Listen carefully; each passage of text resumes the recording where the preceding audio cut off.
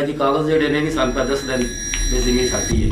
और Pakistan overseas forum का हर member हमारे लिए इस वक्त यूसुफ खोखर है। हर मेंबर यूसुफ खोखर बना हुआ है और हमें सिर्फ और सिर्फ इंसाफ चाहिए।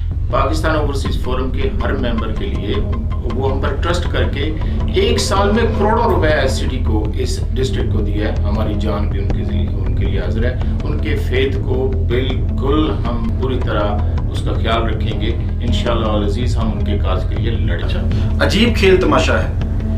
इंतकाल की वैल्यू कोई नहीं, बयान हल्फी को, एफिडेविट को वैल्यू दी जा रही है, उसकी बेस पे इंतकाल खत्म किया जा रहा है। इस खेल तमाशे को बंद होना चाहिए।